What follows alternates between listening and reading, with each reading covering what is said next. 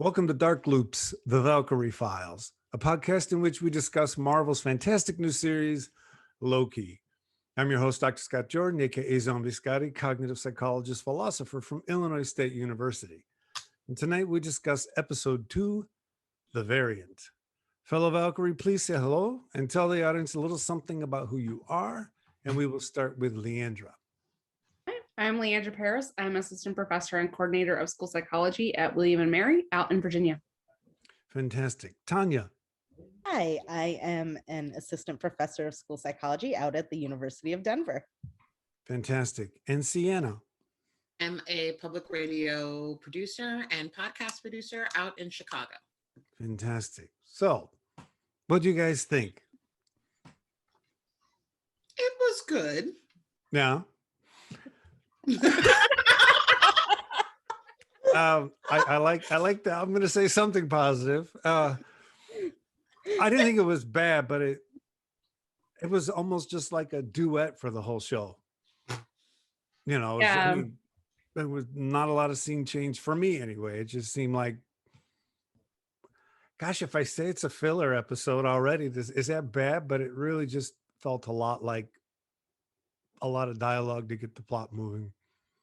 There are parts of it I liked. Someone said something nice. I don't want to be a downer here. No, I think I think that it was a lot of Loki and Mobius. Which is not always a bad thing, but I don't know. Right, exactly. Like, go ahead, Tanya. I was going to say, I think I'm the only one. I was like, oh, it moved fast. Like it moved us. Like there was a big reveal. You understand some of the motives behind people. I was like, you got some really big pieces of information. The soundtrack was kicking. I was like, oh, everything moving along quickly. I like it. Yeah. You know, you usually wait until like mid-season for like a big reveal like that. And you're like, here we are, episode 2. Let's keep it going. And I was like, okay, we're keeping it going. So yeah, exactly. But I will say that I don't spend a lot of time analyzing shows. So I was like, this is great. Look at us moving along. So yeah, exactly. How about you? It was entertaining. I did like there were a few scenes where like I was like, oh yeah, like this is yeah, nice. so who has a favorite scene, favorite line, or favorite character? I loved when Hunter P-15 took that weapon out of his hand. That was great. Absolutely not. Yeah. I love it. That was great. Yeah. You know what? I'm gonna bounce off being of that. So polite right now. I am gonna bounce off of that because her presence when she walks into the room was just like she's the one in charge, like she got it, like really got to her start. So even though a lot of it was about Loki and Mobius, I felt like we got to see her in her element and like, you know, using her power and her agency.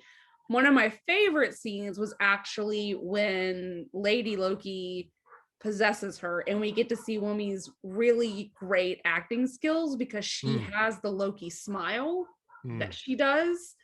I thought that whole exchange was really well done. I keep wanting to call her Ruby, and it's not. I think we. Like, I literally was screaming like, "Ruby's got it!" And I'm like, "That's not her actual name. Like, she has a real name." But I felt like it hit me then. I was like, "Oh, this is why we have this actress in this role because they're like her range on that, and just Tom Hiddleston doing the smile back at her. Like, I just felt like that was a really good. They have like a really good." They kind of play off of each other really well, so I enjoyed seeing that, and it was a delight to see her shift and use her acting skills and really take that on. Anyone else? So I really liked the scene at the beginning when the hunters were being attacked, and then that song, what is it? I Need a Hero or Looking for a Hero came on. And I have always been one that like when I go to a play or something, I'm like, I really appreciate set design and lighting. And I'm like, why are they picking this background music? Who's the one that needs the hero? Do they need a hero because they're being attacked? Or is the person who's attacking them the variant? Is that the hero? Do the TVA hunters need the hero? So I went down this like rabbit hole because, you know, I've still been thinking about that free will piece. And, you know, I think it's the TVA are like the evil powers, and maybe the variant is the good guy. So, you know, I appreciated that scene because it was one of the few scenes that actually had a song. Everything else was orchestral or instrumental, and it was one of the only ones that had words. And I was like, what does this mean, the words? But I love But I thought you said you didn't analyze TV shows. I don't analyze TV. I just analyze music. No. No, I like your analysis there because it does. I didn't experience it that way, but that's what it was there for, was to make us think who's the bad guy, who's the good guy, what's the hero. And so no, that makes perfect sense. How about you, Cianna? Favorite scene, favorite line? I want to piggyback off of what Tanya said about lighting and set design. I mean, I found the aesthetics, you know, in the first episode absolutely dazzling. Yeah. And I was a bit let down by this episode. Like you said, Scott, you know, not a lot of scene change. That last 20 minutes in the Roxton, aka Exxon, Walmart, Best Buy, whatever, was just, it was terrible. I couldn't really see much. You know what I mean? The lighting was really, really poor. I felt like the camera was very, especially during the fight scenes, was very jerky. When all of the reset timers were activated, they did such a great job in that scene where Loki and Mobius and the Minutemen were at that Renaissance fair, and you see them, you know, activate the reset timer, and you have this beautiful, colorful, dazzling, you know, spectrum of light spread across the floor. So I was expecting something like absolutely amazing when like 50 reset timers went off and everything just went red. Red light that was giving me a headache because it was so red for so long. So I was kind of just, I was a little let down by the aesthetics in this episode. One cool thing I just want to point out, you know, when they were coming down the elevator and it's like all of these like that was awesome.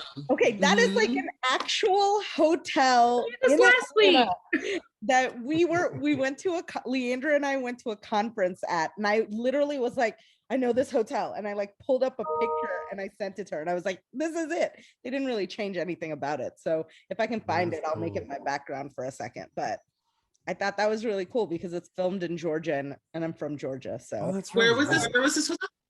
It's the Atlanta Marquee on Peachtree. And so, cool. well, that's why I said last week where I was like, the TVA is designed off the Atlanta Marquee, like the whole, and so I think this is the first time though, where they showed a scene where like, you can really see the architecture and like I mean, I don't know if they actually filmed it in the lobby, but that's exactly what it looks like. Like instead of offices, it's hotel rooms, and it's this giant glass elevator and it's absolutely gorgeous. Absolutely gorgeous. And they somehow made it look drab. I don't know. They did a good job of making it look like very futuristic slash boring, like, you know, what you would expect out of an office building. So it was like futuristic, but also 70s futuristic, like 80s future, you know what I mean? So like it was like, I think we kind of talked about this too, Tanya, when we were texting, like you've got this little holographic Miss Minutes, but then everything's on paper. And like, I don't know. So there's like some, I mean, it's a time agency. So I'm assuming that like they have a reason for all of that. But there were a couple of times where I was like, why is some of the technology not even up to like where ours would be versus some of it's really like, so I don't know, maybe it's just a bunch of time periods being shoved together, but it definitely gave me like a pause. No, for me, it reminded me of the movie Brazil, where you have this office space but it's it feels like it's in the 40s, then it feels like it's futuristic, and it's all sort of in the same space. It works in this show. It was just unsettling in Brazil, but I got that vibe very much. I mean, especially when at the end, when they're like, somebody bombed the sacred timeline.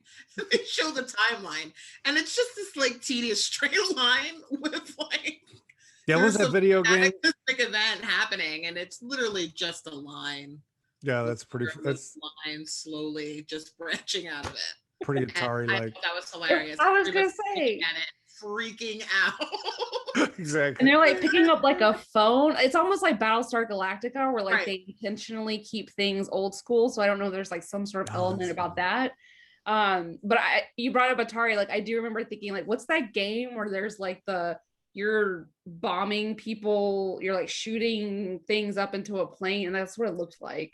It's an old Atari game. I don't remember what it's called. You're not talking about Space Invaders. No, there's actually one where like you're controlling like cannons at the bottom of the screen. Yeah. And then shooting up at airplanes, and like that's exactly what it looks like when you shoot, because it's not like a missile, it's just a straight line that spears off, and it was interesting. Yeah, they're going to make us create a new concept, subtle nostalgia, right? Because they're just going to put all that different stuff together, and I think they're just trying to keep us jarred a little bit, in terms of time and era. That's the vibe I got. So, Cianna, I interrupted you. What were you going to say? No, that was it. No, okay, cool. So my favorite part of the episode was honestly the conversation between Loki and Mobius about free will or order and chaos. I told Tanya, I was like, this is Scott's jam. I'm like, Scott is loving this. I loved it. And so I'm going to read a little bit of it because it may be a little discussion. So Mobius says to Loki, who created you, Loki? If you think too hard about where any of us came from, who we truly are, it sounds kind of tedious. Existence is chaos. Nothing makes any sense, so we try to make any sense out of it that we can. I'm just lucky that the chaos I emerged into gave me all of this. And what I dig about that line, and I hope they find a way to express this in the characters, is that, any state of order, an electron, a living being, whatever, has to emerge out of instability, has to emerge out of flux, and then a lot of energy spent keeping it stable. So, we tend to think binary in terms of order and chaos, but one total nerd moment. The brain is basically a chaotic system, and any state of order that we generate, like a thought, has its own deconstruction built into it so that we don't get fixed, right? So the idea that those chaotic, non-predictable elements are there in the order is what lets order exist. I'll stop there, but I love that conversation. And I dug the way, I guess I didn't stop there. I dug the way Mobius was like, and then he had this weird statement. And then Loki says, so what happens when it's all over? He goes, well, then we all come together in the same order and it's over. And that, I've never had anybody say anything like that. And then I just love how Loki picked up on it and kind of laughed at him and said, there's no free will and all that kind of stuff. So I hope that they build on that. That becomes part of how the characters carry themselves and the stuff they're fighting over. But that was kind of the episode for me. I mean, I liked a lot of the other stuff. I'm just going to be honest. Of course, I was really tired, but I felt like I was being read a lot of plot. And that's fine. So episode 3, they won't have to do that as much. But like episode 1 was just so cool to watch, just to see, right? And this one was more, I guess, cooler to listen to. I also liked the part about free will. That was the part I was talking to Leandra about, and she was like, it's gonna come up, don't you worry. And I just think it's so interesting that nobody in the sacred timeline has free will, because they're all, if they deviate, they get pruned. And so ideally these TVA agents should have the most free will. Yep. But in fact, they don't do anything. They don't know what a fish is. They've never seen a jet quirky, you know, it's super interesting. And I'm also fascinated by the fact that they all have drinks from the 90s, man. Like Casey had a juice from the 90s. Mobius Shasta. keeps drinking. Kablooey gum, isn't that from the 90s? I don't know about that, but the Josta that what's his face is drinking, like I Yeah. remember when that was a thing, and I remember when they pulled it too because it was giving people heart attacks. Like, And the whole what do you jet think? ski conversation. That was Oh man. But yeah, it's interesting to me that there's all this nostalgia and like wish to do things, and yet they never do things. And so Mm, nobody has free will in this show mm. other than the variant at this moment. So So maybe the variant is actually, well, this goes back to Loki's character in the lore, right? It's a necessary component of reality. It's not an anomaly. It's actually necessary. And so maybe Loki does end up taking over the TVA or something, or maybe he's already in charge of it. Who knows? Yeah. Any other favorite lines, favorite scenes, favorite characters? Leandra and I have the same favorite line. So I Go feel like ahead. Leandra should say it. Why? Because my memory is poor. I won't get it exact. I don't think I will either. It's the last thing we hear from the variant where she says it's not about you. And I just love, you know, Loki the entire episode has tried to manipulate, to win over, to connive, you know, and so it's been, I don't know, sorry, my dog is like licking my feet. It feels good, but it doesn't. It's weird. There you go. And everything's about him, right? Like he makes sure that it always stays about him. He keeps himself relevant. I mean, that's the whole thing. So to have his own variant, look at him and say it's not about you, and then just walk away. Like, I don't know. I just loved Loki being told, like, finally, in like a real way that I think he finally hears, like, it's not about you. I enjoyed that a lot. I thought it was a great ending. My first thought is, oh my God, a Valkyrie. I have to admit, that was my first thought. I didn't see Lady Loki first, but the internet is arguing it's a Lady Loki. But I'm going to say there are a couple of things about this episode I didn't like. And I'm just going to call her Ruby because that's the name I know. Gets fooled by Loki again in this episode. Or I don't exactly remember the moment, but I remember that she gets played by Loki or someone else in the scene. And then there's a moment where Mobius says something like, well, why don't you not lose your time thing next time? I didn't care for that. I didn't think that their characters had the banter level to warrant that. It just didn't work for me. That's all I'll say. Loki and Mobius giving each other that kind of crap, I can see it.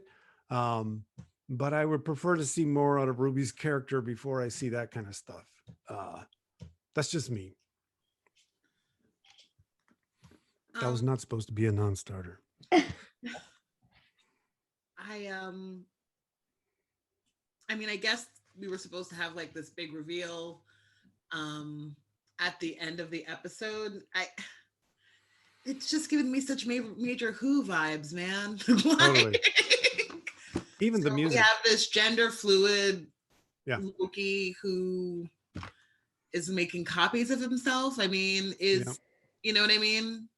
Is totally Lady Loki, or I don't know, like, spoiler alert, the Enchantress, is she like a copy of Loki? I'm just not sure, but they're time traveling.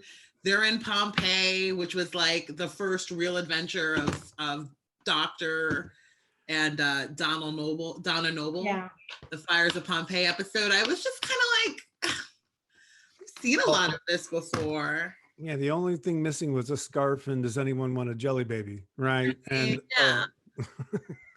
when he followed her, I was like, oh, off into the TARDIS, I guess they went. Which is why Owen, what's his face, needs to say wow, because that would be his catchphrase. Like, I'm just saying, like, Right. I Okay, do so I'm going agree to with embarrass that. myself. Dude, Is go that a ahead, sorry. timid catchphrase? Tenet's Is that- catchphrase is Alonzi. So which is the Doctor Who has the catchphrase of wow?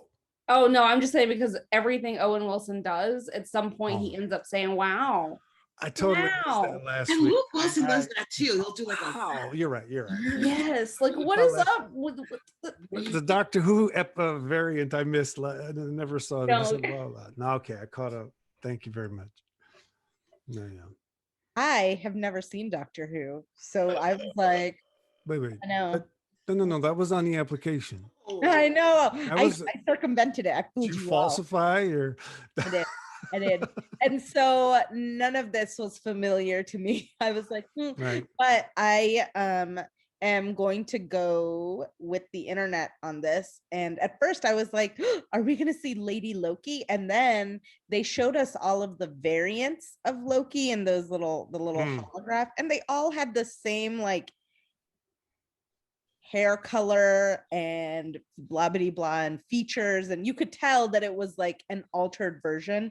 And there was that line where he was like, I would never treat myself this way, and the last line, like, this isn't about you. I think there's too many things to be like, this isn't Lady Loki. But I did think at first, because Odin has always called Loki my son and my daughter, and so I was like, oh, we're gonna see both versions. But so I don't think it's Loki. But going back to the possession of Hunter B-15, I did think, it just gave me like flashbacks to Soul from Disney, which this is also Disney, and I hated that movie. Everybody's like, this is such a great movie, and I was like, you think a white woman possessing a black man and then the black man being put into a cat body is appropriate? And I was like, that doesn't sound right to me. Or not even, and even if you take out Tina Fey, you're like a blob taking over a black man and making choices for them and giving him initiation in life. Again, not appropriate. So I feel like Disney does this like possession of black people by white people a lot, and I'm like, come on, Disney, do better. Do better, man. Do better. Yeah. So that is part of where my concern came from earlier. Is I want to see her character become more complex, and her being possessed by him, that's one way to make it more complex, right? I have to believe that there's something about her character that we don't know, and I really think there's something about Mobius's character that we don't know. And hopefully there's some really cool reversals gonna happen later on that'll make it all matter. Lots of question marks around Ravonna for me. I'm very interested in her character. Yes, me too. Where was she going with that sword? Where was she going? What does she know about the timekeepers that obviously nobody else knows? That they don't even exist. But of course, I mean, they do. I want to know how she got to where she is. I mean, do the timekeepers exist? Can we just go like off topic? We can keep this out of the actual podcast. Yeah, but they're not three lizards. They're four turtles. It's a big turtle. Okay.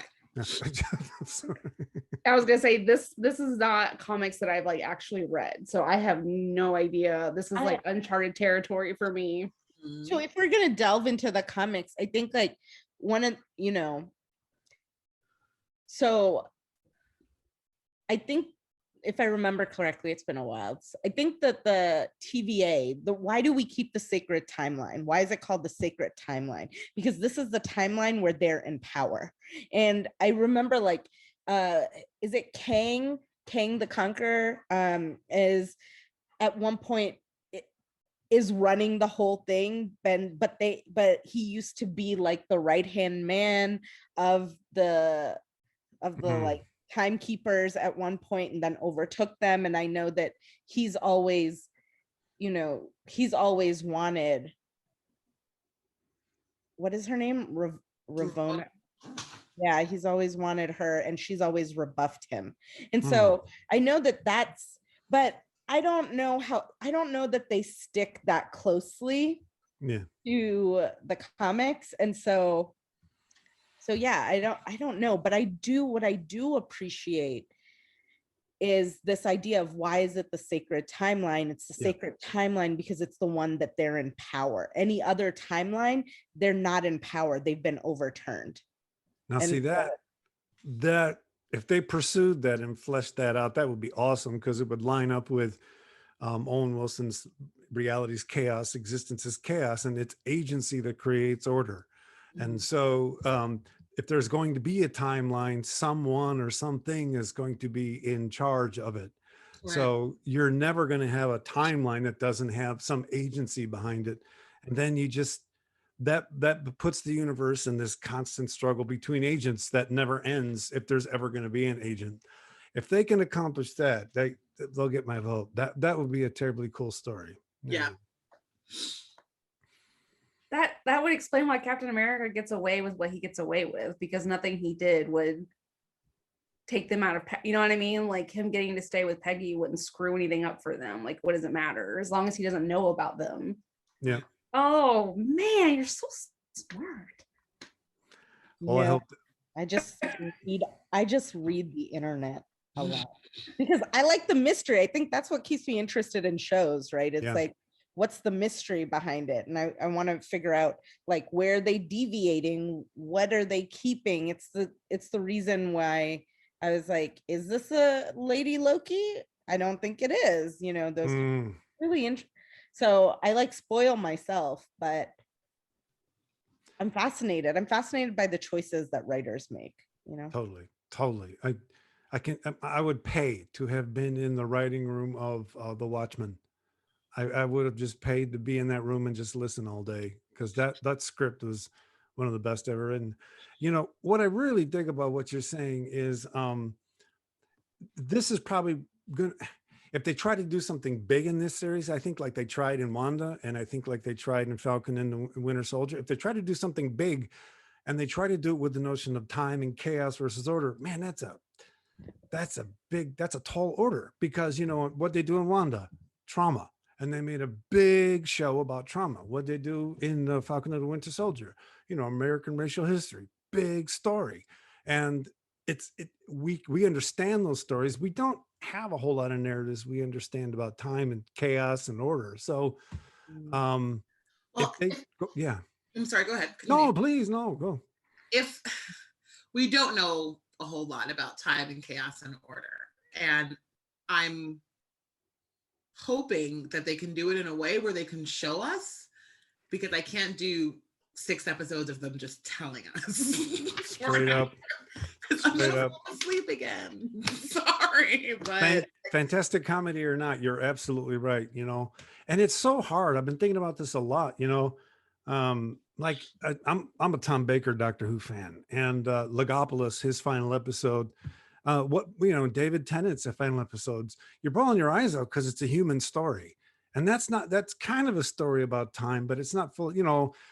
So if they're really going to try to make these abstract concepts the emotional force for us in the show, I love it, and it's a heavy lift, but I suspect that it's going to be humanized at some point, just to give it that punch, though, because you can't make something well, I'll shut up there. Chaos is hard to show. I guess you can do lines moving around and stuff. But. And following up on what you said about paying to be in the room of Watchmen, I would pay to go back in time to the Game of Thrones writers' room while they were planning season 8. And just like, I don't know what I would do. I would. Oh my God. I might like pull a fire alarm or something. Have you seen the? Go ahead. Find a way to just end it. Like, don't do this. I'm from the future. It's gonna fail. These are all terrible ideas. Oh my God. So I don't watch. This is strange. I also don't watch a lot of TV. So I never saw Game of Thrones. Except wait. No Doctor Who. I know. No Game of Thrones. I know. But I did see the last 4 episodes of season 8, and I was like, what is this nonsense that people love? This is garbage. This is literal This was not the nonsense that we was like, fell in love with. this is trash and garbage, and I'm so glad I didn't waste my life on this. No. No, you started at the wrong end. Yeah. In Total the wrong beginning, it's end on that great. one, By the man. time you get to the end, you've got what's her face burning everyone. They're killing all the people of color and sitting them like. It's bad. It's really Well, truth be told, at the end of season 2, when all the slaves were holding up Daenerys, Yeah. I'm sure we were all kind of like, all right. yeah. I do remember having a little bit of Yeah. They really went with that, huh? Yeah. That's editing. Okay. Have you guys seen the documentary of the screen, the initial reading of the last episode of the series? All these actors are tearing up and stuff, and it's like, guys, this is rubbish. How are you not laughing at this? This is John kills her, and everybody's like, oh, it's like, wait a minute, how come you aren't going, oh my God, are you serious? Yeah. But they liked each other, they loved each other, and that was that. We always end up talking about Game of Thrones. We do. I always bring it up. talking I'm about sorry. Tanya, we'll do like a speed. I'll just pull the episodes that are necessary to understand. There's only like a handful of them. No, it's fine. I've read, like I said, I don't know if y'all ever went to this. Did y'all ever go to Television Without Pity? Do you know about Television Without Pity? Okay. It's amazing. I thought you were asking Linda me if I Holmes sat in front of actually the got TV.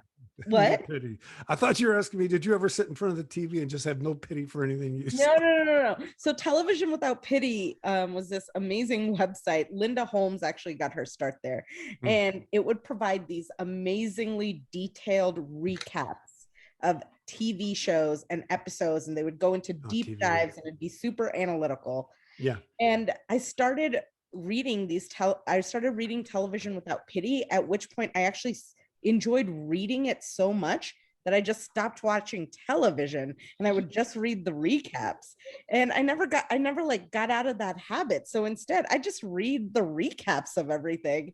And so I'm enjoying like watching. Maybe that's why I'm like, this is going great, because I haven't been watching TV for so long. I'm like, this is fantastic instead of just reading about it. So that's awesome. Everything's moving so fast. I know. I'm like, when you're reading, it's slow, and I'm like, look at all these details and stuff.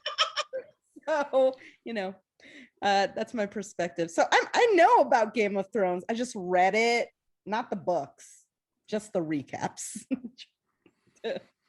To be perfectly clear. No, I got you. I love that. Have you seen Watchmen? Of course not. Have you seen Lovecraft Country? No. Do you not have HBO? I can give you my HBO. I have HBO. I just don't watch TV, y'all. I just don't watch you. TV. We're delighted you're watching this show and talking about it. Yes, absolutely. I read the internet, which is why that like King the Conqueror theory is like in a deep dark hole on Reddit somewhere about this show. I will read all you want about shows. I was impressed with your comic knowledge. I mean, I did look at a little bit of it and want to look at something else, but couldn't figure out where it was going. Well, they've got the problem is I think that Wanda and the Falcon and the Winter Soldier were really good, and they've set them up. They've set a standard they have to keep up, right? And if they drop it, the problem is these little comments we've said things we don't like about what's going on in terms of the way they may treat this character, that color, characters of color here and there.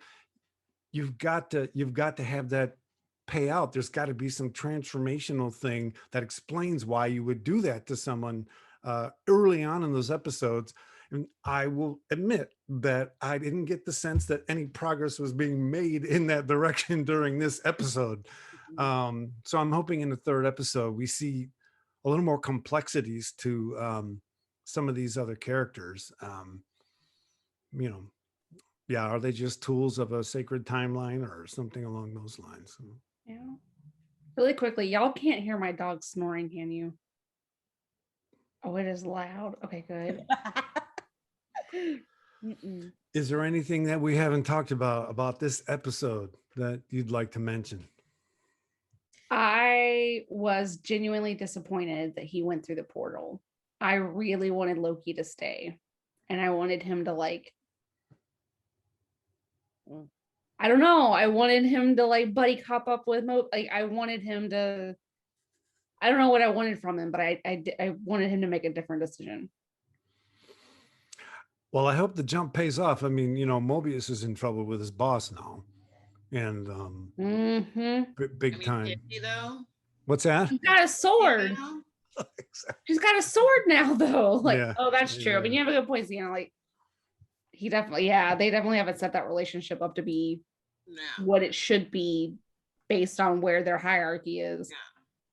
The power dynamics are That's very true. And if you're gonna just go and ask, hey, can we, jump here or there? She's like, no, but okay.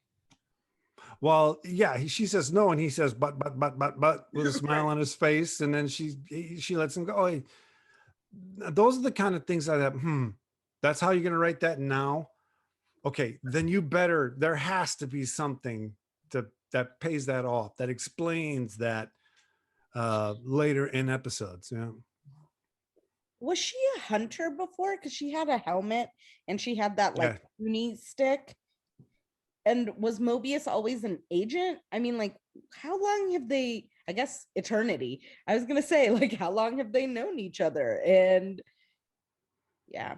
Well, when Mobius was explaining his own origin story, it's like, I've always been here, this is who I am forever. So he's kind of got a tool identity, right? He doesn't really have an origin story other than someone created me or something created me. Whereas we have no idea what her origin story is. So, she could actually be the one in charge. Now, in other words, if you have to have an agent in charge of the timeline, she could be both. She could be, the order and the chaos, and everyone else is just fooled. She's the ultimate Loki. I'm just blabbing here now. I don't know. I was like, who are these agents and hunters? Do they just come like, Athena fully formed from the forehead of Zeus? Are they just there? So, are they? What are they? Are they just, we don't know. like, what Are they children stolen from the timeline? Are they variants that have been, you know what I mean? Like well, I'm very confused about their origin as well. And I'm assuming like where they're at is like a pocket out of time, right? Yeah, like when are they? That's another thing.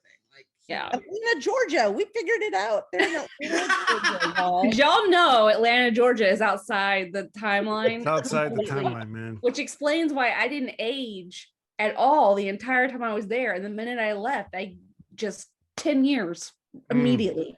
Amazing. Same.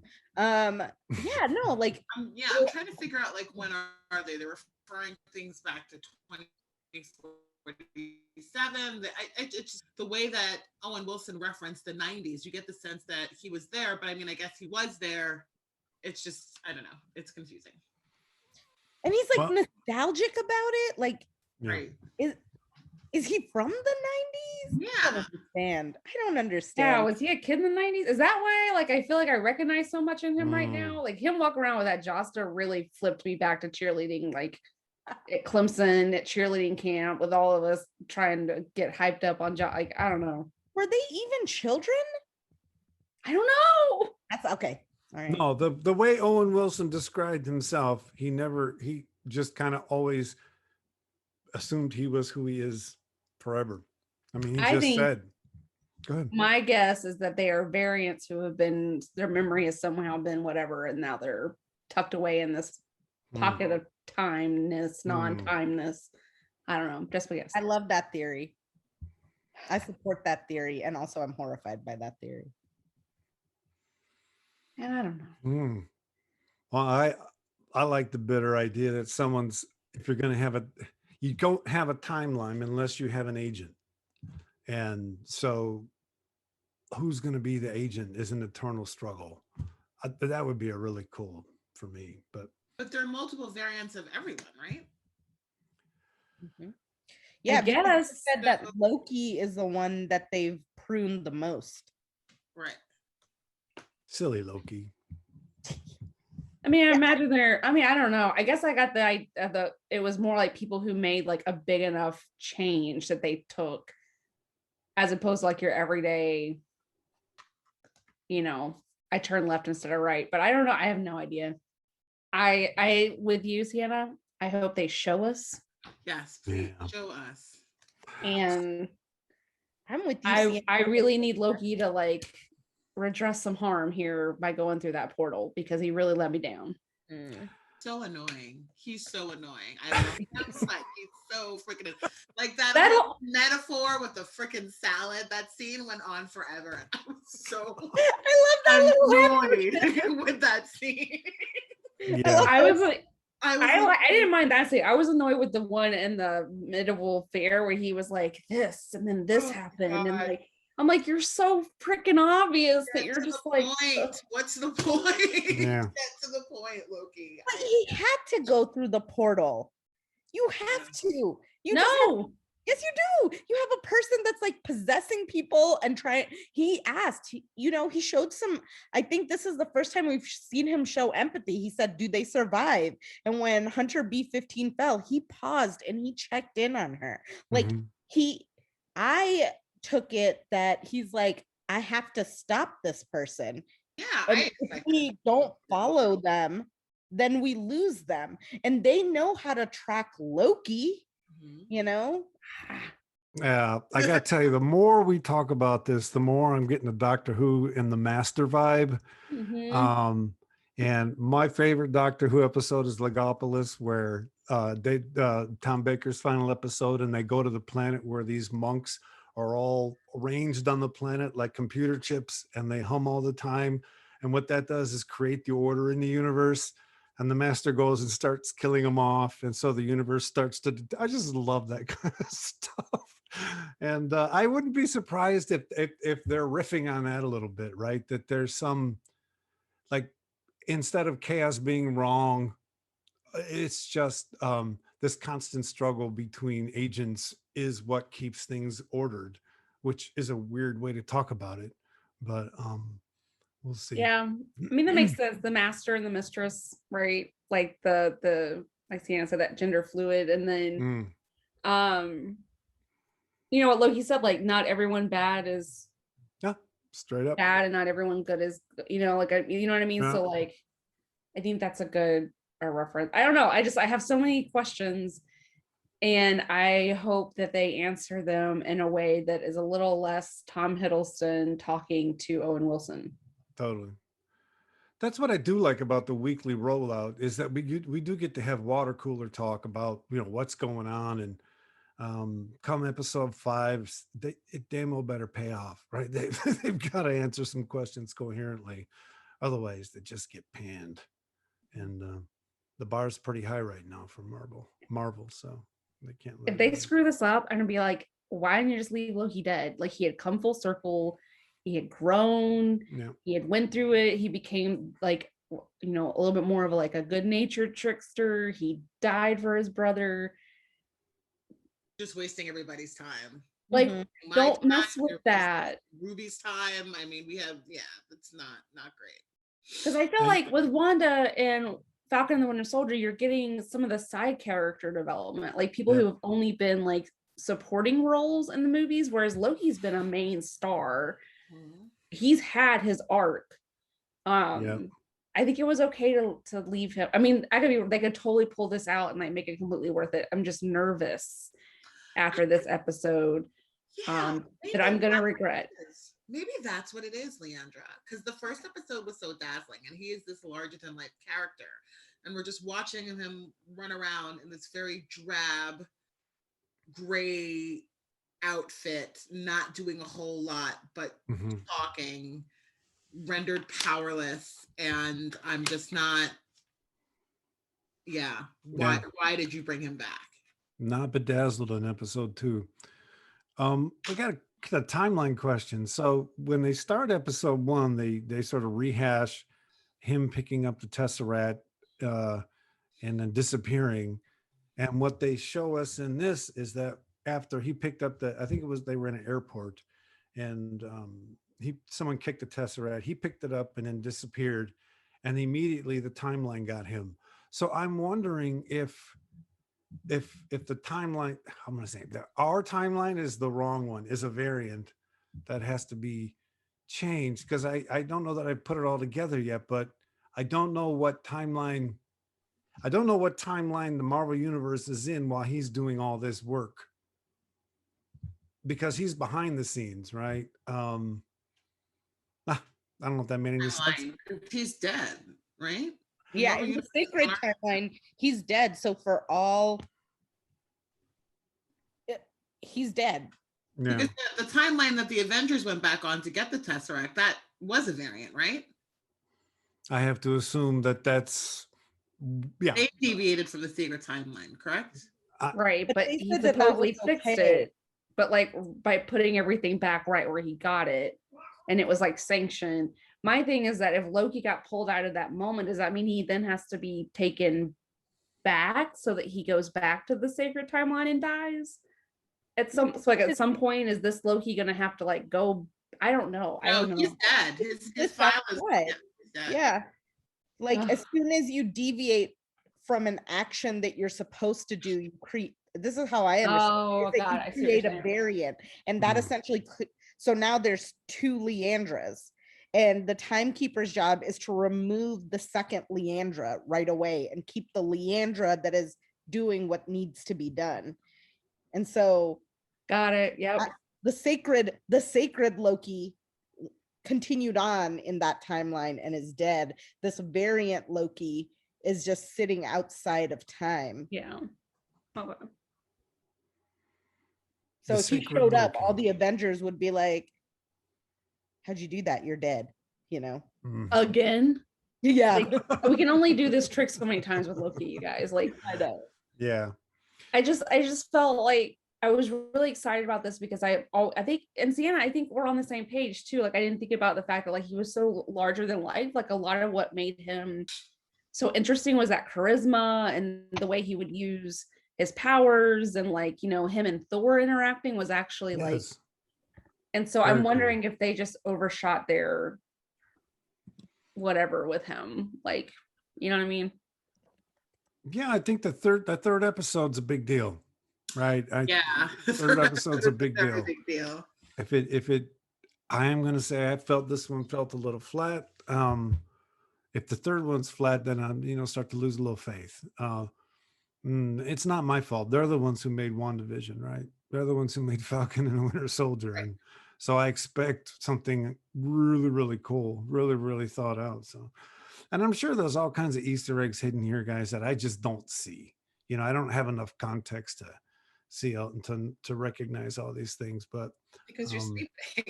Because it's that's boring. true. Snap. Oh no. I had to rewind 3 times. My wife got pretty pissed off. Didn't you hear that the third time? No, sorry, maybe I fell asleep again. Well, there's so much talking. You know, I mean, like you said, telling, not showing. But all right. Any other comments, insights about this episode? All right, then what Watched like a recap, and I loved it. Was just like listening along and bopping my head. So. There you go. Very, very cool. But probably not great for TV watchers. So that about wraps it up for tonight's episode. Thanks so much for tuning in. Fellow Valkyrie, please tell the audience where they can find you on social media, and we will start with Cianna.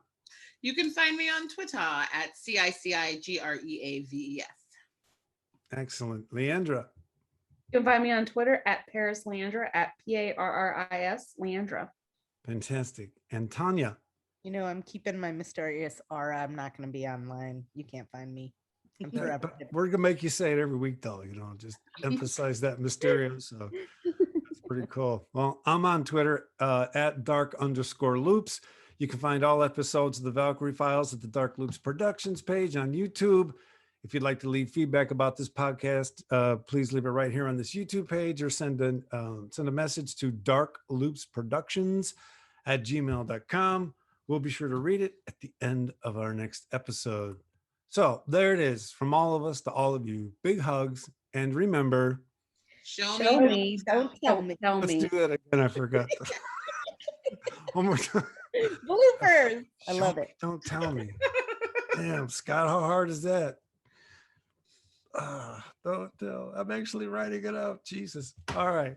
So there it is. From all of us to all of you, big hugs. And remember, show me, Show me. don't tell me. Tell me. All right. Bye-bye.